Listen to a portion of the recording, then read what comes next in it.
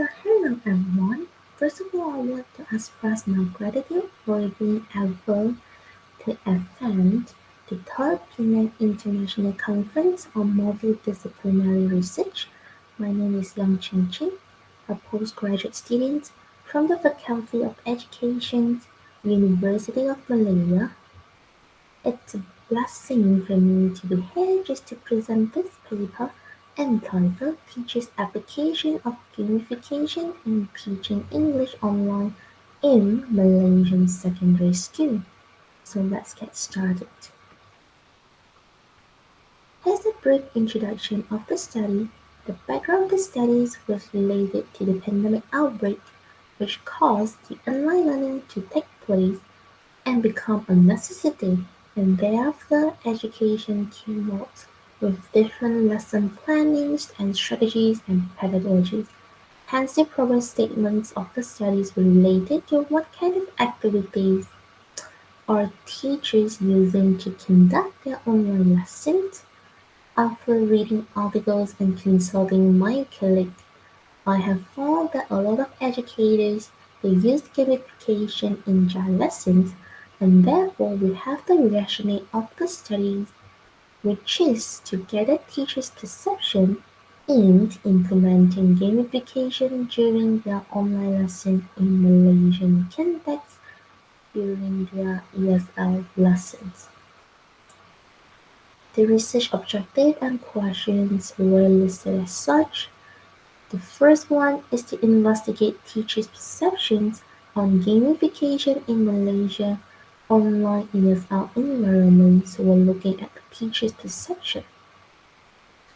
And the second one is to identify the most preferred gamification tool or website used among Malaysian secondary ESL teachers. So we're going to look at what are the tools or websites that one could possibly use and prefer when they are having English lessons online, and last but not least, to determine the rank of the challenges faced by the teachers when applying gamification in teaching English online. So we're going to look at a few ranks and see what is the biggest challenge or the most ranked challenge that's faced by teachers when they're applying gamification during their online lesson.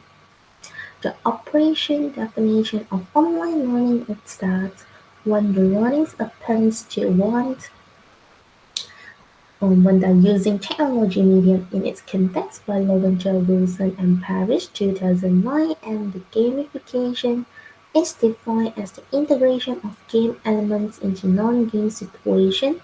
Veganzade et al. 2019, Bigger Game et al. 2011. So it is to be differentiated from other technologies, so for example, educational game and serious game, both of which refers to tools that are conceptualized as game that promotes learning. The theoretical framework used in the study is basically gamification, so according to Witten 2014-2015, there are four main ways that digital game facilitates learning. So the first one is that it investigates effective learning. The second one is the games create motivation and promotes learning. It allows meaningful play, and games usually act as a learning technology. So in short, the games can be played outside the classroom, allowing for the students to use the gamified tools anytime they want or anywhere they want, such as a familiar and calming environment during a non-stressful period. I'll present this picture, which I found online, and I think it's somewhat well on what it actually looks like. As we can see in the picture, so gamification boosts both the intrinsic and extrinsic motivation, since it gives a person the sense of accomplishment as well as that will boost the learner's motivations with the reward system. We can also relate it to self-determination theory, whereby it promotes learners the motivation to take the leap and study more. As for the scaffolding, I think Using gamification is pretty effective on this part because with hints, clues, and the instant feedback it gets the learners to increase their knowledge, and in that way it promotes learning. Gamification also works in increasing learners' episodic memory since it provides a connection with the storylines in games, and it will also work well in distributed learning and retrieval practice since you get to practice the new challenges and review the old ones as you use it as a continuous process. Speaking from my own experience, I've been learning Finnish with Duolingo. I'm not sure if you have heard about the learning app, but it's quite popular that you could find online. And I always record a mistake when I am playing because it's like there's a game and you get the ranking, you have instant feedback when you make a mistake so that I could make sure that I don't repeat them as I practice more and more every day. And I think it's really a good way because I don't feel stressful when I'm learning and I'm really motivated to learn. To explain the theory behind gamification, I will relate this with the Cone of Learning by Edgar Welch. So, Edgar presented that people learn best when they are able to do it and they will remember the longest, which is why after 2 weeks, people tend to remember 90% of what they say and do, as you can see from the bottom of the diagram. So gamification basically enhances learning with the social interaction that occurs when the games are played along with the narrative part and making sure that people are interacting with the system. So for instance, what may frustrate one player, there might be the force that excites the competitive spirit in another player, and when these feelings hit one emotions, it will then activate the dopamine and excite the learners, and that's where learning takes place in gamification.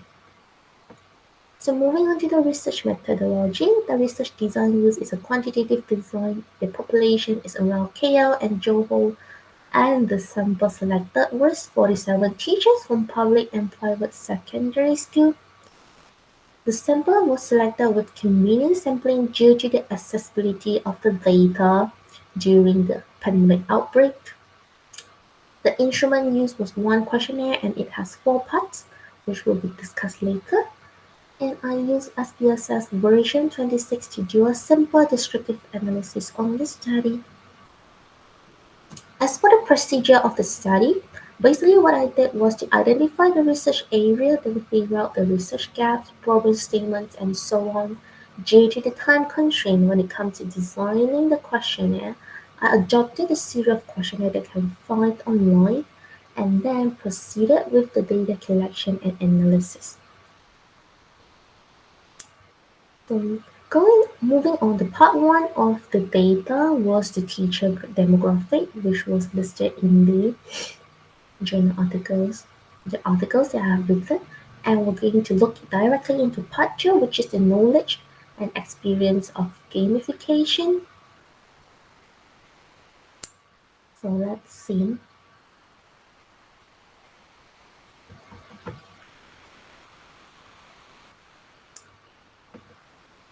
Over here, the first item asks Jack, have you ever used gamification in language teaching and the data show that 100%, which is all the respondents answer that they have used gamification during their language teaching. So as a reminder, the frequency over here is n equal to 47. The second item on this section, they ask the respondent on the gamification tool that they use for their online teaching. As shown in the data, 42 of them say that they use Quizizz, which is the most used tool, preferred tool, we could say. Okay. And 27 of them responded that they use Kahoot for online teaching. The third highest percentage showed that the data was 7 in using reading to lead during the online teaching, followed by 5 using Minecraft for education, and there was one respondent who responded that they use Goose Chase for teaching online too. In the third item of in the section, it focuses on how often the respondents implement gamification during online learning. The data collected show that the majority of the respondents, which is 20 of them, they use it once a week, followed by 15 of the respondents, which is twice a week, and there were 10 respondents who say that they implemented gamification 3 times a week, and the rest of the respondents, which is 2 of them, say that they use it every day. Moving on to the part 3, which is the teacher's perception on gamification. In this session, it consists of 9 items that use 5-point Likert scales ranging from 1 strongly disagree to 5 strongly agree. From the data collected, we can see that as an overall, the participants held positive attitudes towards gamification n equal to 4.16 as standard deviation equal to 0.68.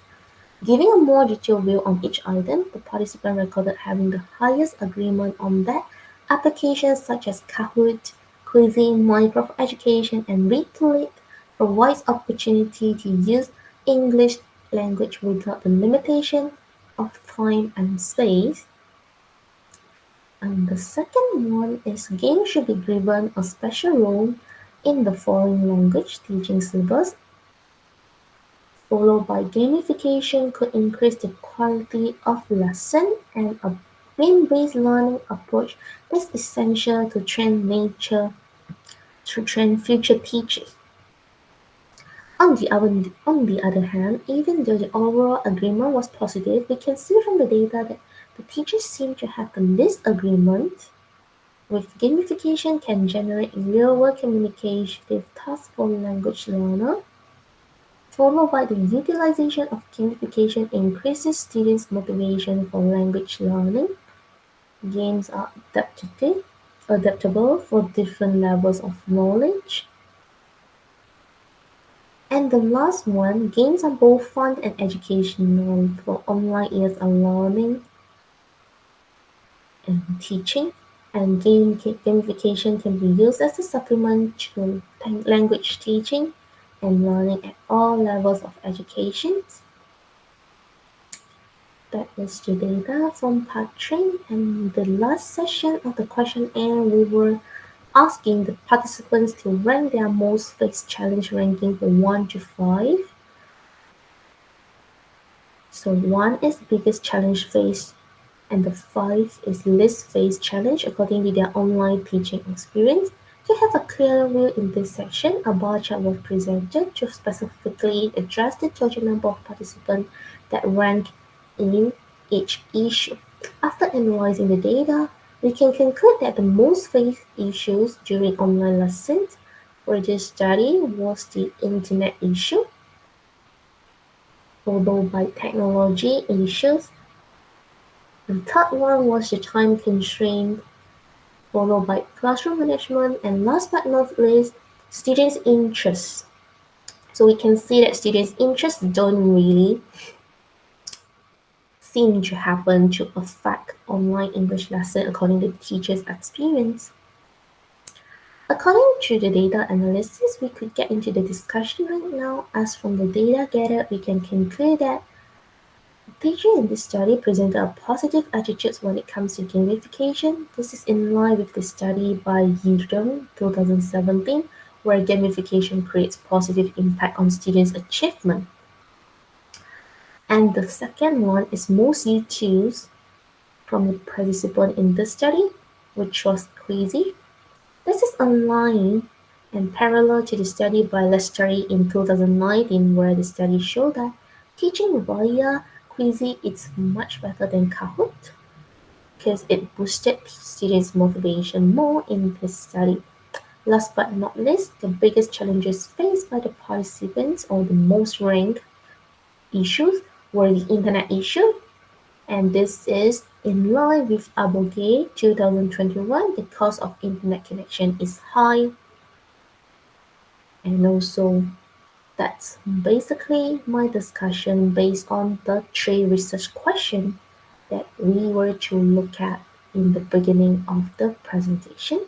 As for the last presentation, So future research could look into more challenges faced when teachers are implementing gamification in any online learning environment. Furthermore, it could look into the perception of using gamification in a more detailed way, such as to conduct qualitative and or a mixed meta research to identify teachers' thoughts in a more precise way. And to conclude that the study conducted was to identify the teachers' perception and their most preferred gamification tool, as well as to investigate their major challenge faced when it comes to implementing gamification during online lesson and this pandemic outbreak. Having online lessons certainly creates a positive teaching environment with the help of gamification. And as for the implication, I would like to finish the presentation with the quote, which is that's what games are in the end. Teachers, fun is just another word for learning.